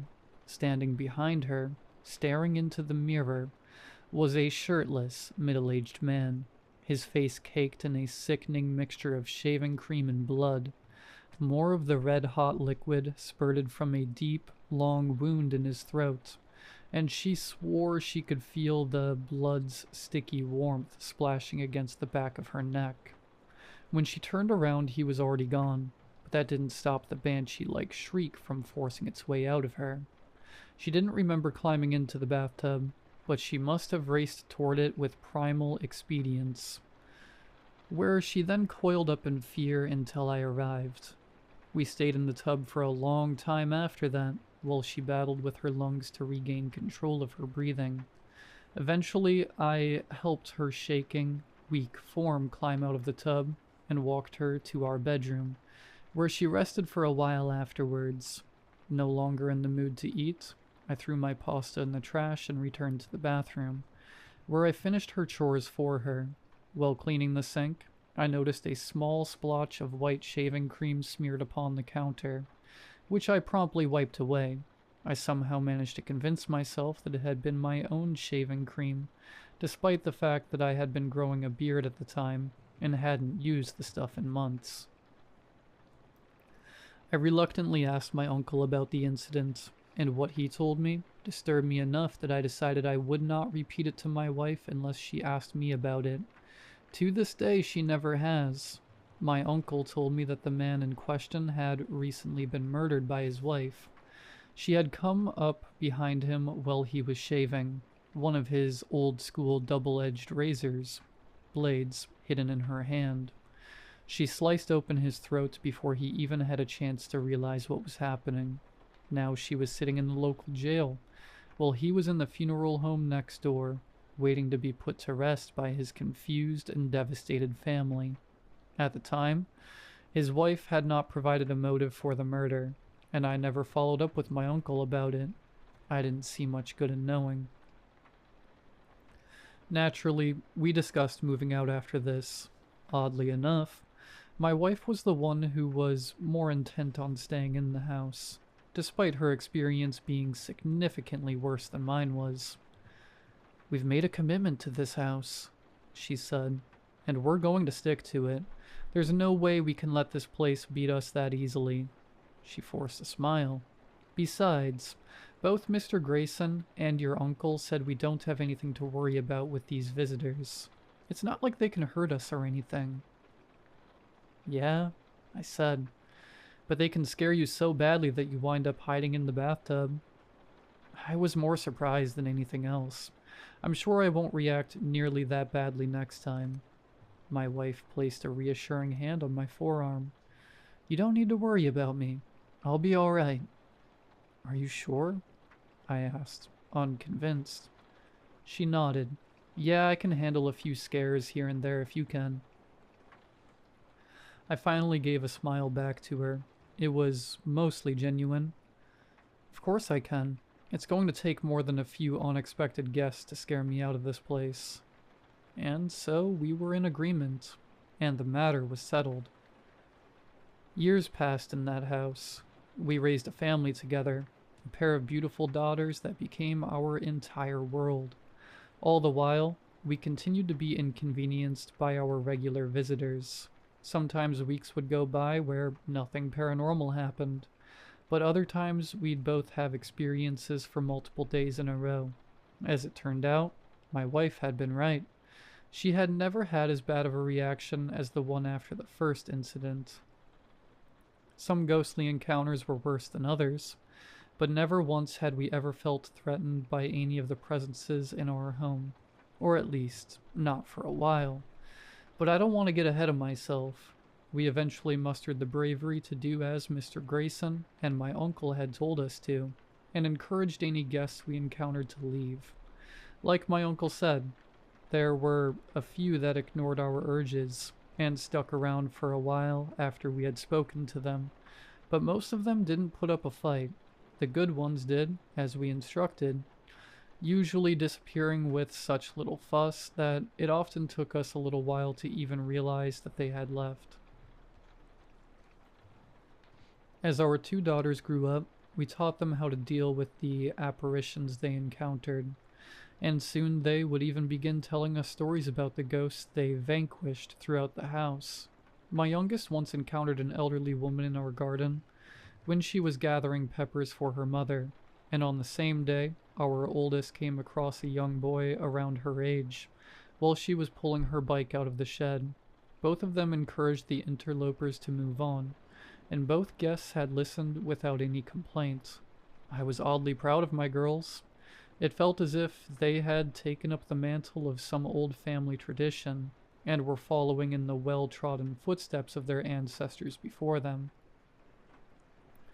Their experiences at home made them tough and difficult to frighten, and they eventually became minor celebrities at their school. Kids started coming over wanting to have paranormal experiences, and a few of them even did, or so they said. I suppose I'll never really know if they were being honest about their encounters. or if they were simply making up stories to tell their friends on the playground. But I guess it doesn't really matter. Not every visitor was the result of a recent death. As I said before, the funeral home is quite old, and some of its patrons over the decades, and even centuries, have chosen to stick around for much longer than they ever should have. Once, I was working under the hood of my car in the garage when I suddenly smelled cigarette smoke. I looked up and saw a man standing in front of my workbench, a lit cigarette drooping lazily in his mouth. He wore a white t-shirt, tucked into a pair of dark blue jeans, which were themselves cuffed over top his pair of worn work boots. His black hair was sturdily slicked back, and held in place with what looked to be a strong pomade, and was so dark and shiny that it was difficult to make out the thick layer of blood that caked the crown of his head. He was studying the bench, his arms planted against its surface, his profile facing me. "Looking for something?" I asked. He didn't turn to look at me when he responded. "You seen the monkey wrench, boss?"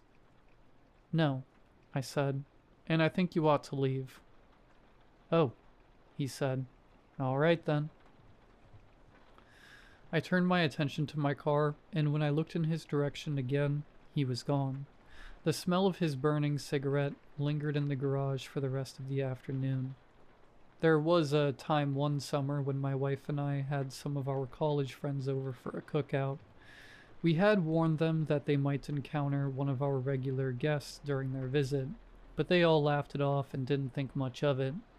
At night, we spent a few hours around a campfire in our backyard swapping stories, playing games, and just generally enjoying each other's company.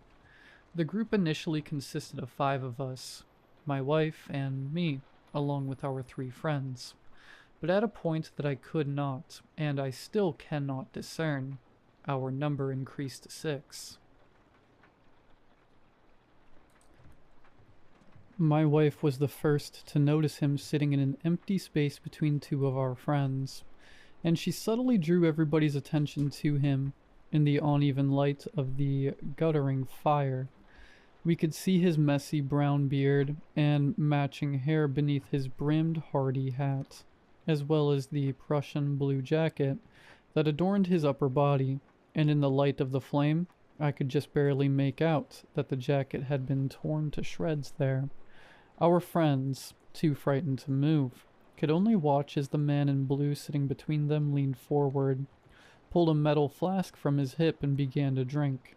The scent of whiskey cut through the burn of the campfire and drifted on the nighttime summer air as he drank, and in a few moments, the liquor that found its way to his stomach came pouring out of the tattered hole in his coat. The blue man slowly turned his head toward our friend, seeming to notice her for the first time. He raised the flask in his hand, presenting it to her. "Care for some?" Our friend, despite our earlier warning, was too petrified to respond, and so my wife spoke in her place. "No, thank you, and I think it's best that you move on." The blue man capped his flask, then followed up with a lethargic tip of his hat directed at nobody in particular. "All right." He went silent and turned his attention to the fire. The living members of our group did our best to carry on with the conversation as if he wasn't there, and eventually one of us noticed that our number had once again been reduced to 5. But the smell of whiskey remained for some time, and an inspection of the ground near where the blue man sat revealed that the dirt was wet with the jettisoned contents of his ruined stomach. Our friends stopped making fun of our ghost stories after that. None of them had visited our home since then. Considering the age of the funeral home, I don't think we'd ever had a guest that was older than the blue man. So you can imagine my surprise and confusion when only a few months later I encountered a Roman centurion with a bruised, swollen forehead in our basement. More baffling still was the fact that he spoke to me in English, and understood me when I told him it was time for him to leave. Everything made a lot more sense when my uncle informed me that An especially intoxicated man had recently fallen to his death from a fourth-floor balcony during a Halloween party. He had apparently hit his head pretty hard when he landed. It is more important to reiterate that, of all the visitors mentioned up to this point, never made any of us feel unsafe outside of the occasional initial reaction of surprise or fright. And even then, the occurrences became so frequent that we weren't even startled by our guests half the time anymore. Any fear instilled in us faded not long after the visitors left, and the only returning guests we've had are the ones we failed to make leave during our first few encounters with them. But even these have all eventually passed on just the same as their predecessors had. This is all to say that not once have we ever experienced a presence in our home that we have not been able to handle. At least, not until that night. It happened the winter after our oldest daughter's first birthday. My wife had to stay late at work, which wasn't unheard of, especially back in those days. On nights like those, I'd handle getting our 1-year-old settled into bed before drifting off to sleep myself shortly after. But I'd always leave a few lights on for when my wife got home, one of them being the wall lamp in the upstairs hallway. I had just gotten our daughter to fall asleep and was in our bedroom, reading a book in bed while preparing to hit the hay, when I happened to look toward the open bedroom door and saw the apparition standing there. She was a little girl, similar in age to that first spirit I had seen standing at the top of the stairs all those years ago. Immediately upon seeing her, I knew that something was wrong. Her presence brought with it a disturbing chill that was uncharacteristic of any other spirits we'd encountered up to that point. Plenty of them had come with strange feelings or auras that sometimes manipulated the temperatures in the room, but none of them had ever had this level of intensity to them. It made all the hairs on my body stand up as if they had suddenly been frozen into an army of needling icicles. As we stared at each other, her in the doorway and me in the bed, I felt an overwhelming sense of terror latch onto me that I had never experienced before, and hopefully will never experience again. The hallway behind her was black with an almighty darkness, which I knew should not have been possible, since I had left the light on for my wife, and I had seen its soft glow streaming into the room out of the corner of my eye while I was reading my book. As I noticed this powerful umbra, I realized that the overwhelming energy I felt was not coming from the girl, but rather from the presence that existed in the space beyond which light could reach. And as the understanding of a fresh, terrible danger continued to bubble up within me, something happened that stood in complete contrast to every ghostly encounter that I had experienced up to that point. The girl was the one to tell me that she needed to leave, and I knew that I needed to stop her from doing so. Something in my gut told me that whatever presence existed in the void beyond the doorway was beckoning for the girl to come to it, and I knew that I couldn't allow that to happen. I knew that for her to listen to that dreadful umbra would only result in her eternal doom. I was the only thing that stood between her and the certain damnation that awaited her just beyond the edge of that cataclysmic precipice. "No, I think you should stay here for a while," I said to her. Sitting up in my bed, I planted my bare feet on the chilly hardwood floor. Its cold touch steeled my nerves, and fought back the cacophony of voices in my mind that screamed for me to let her leave. Let the umbra have her just so long as it would leave me alone. She seemed confused, or at least as confused as a ghost could be. "Are you sure? I really think I should leave now." Her voice sounded small, distant, and vulnerable, which only made me all the more protective of her.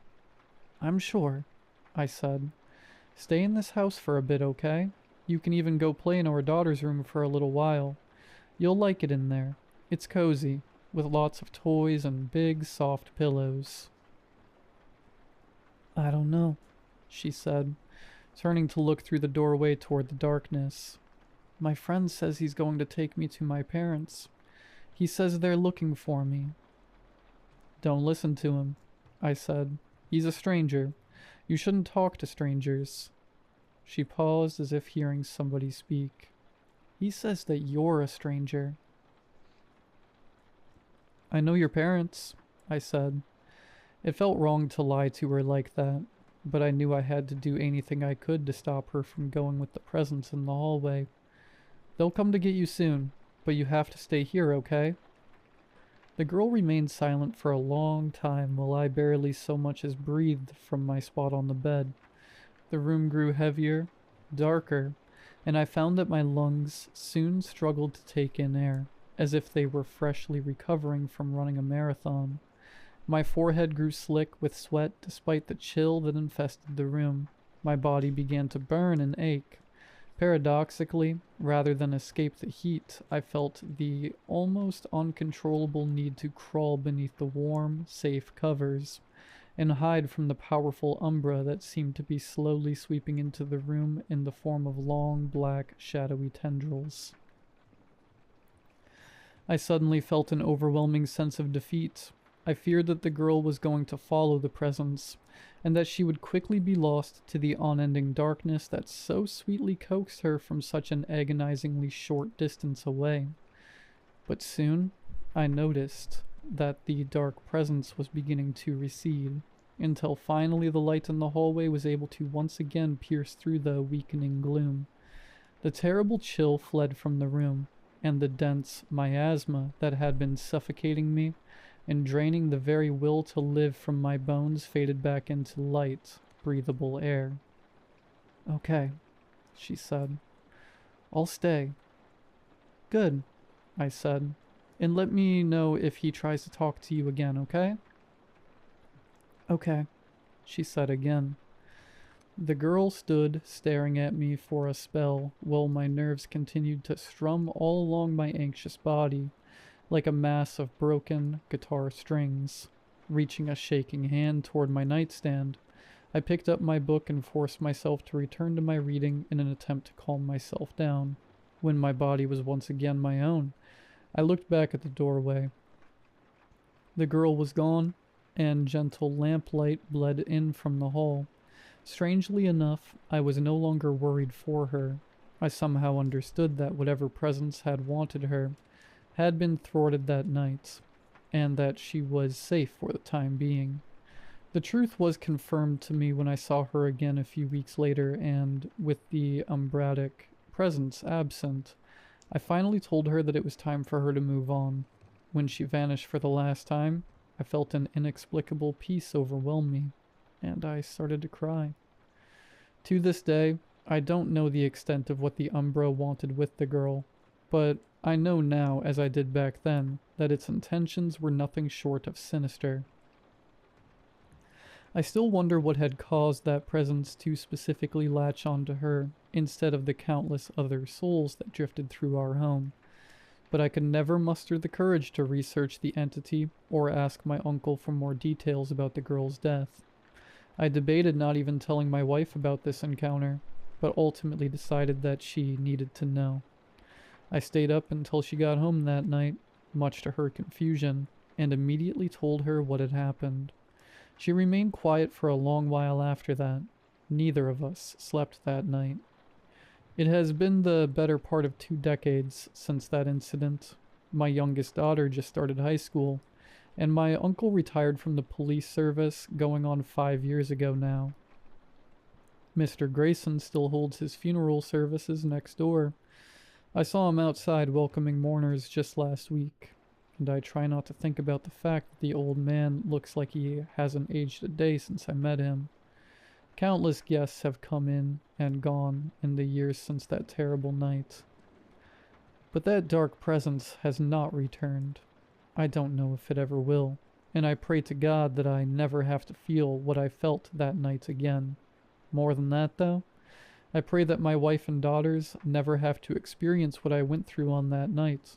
If that shadow decides to show itself again, I just ask that it does so to me, and to me alone, because I'll be here, waiting for it, should it ever choose to make itself known. I already know that I'm going to spend the rest of my life in this house, ghosts and all, If they couldn't scare me away in those first few months, then they're stuck with me until the time comes that I join their ranks on the other side of that thin, translucent veil that we call death. And who knows? Maybe I'll wind up in the funeral home next door when my time finally comes, and I'll have the chance to pay this old house one last visit before I say goodbye.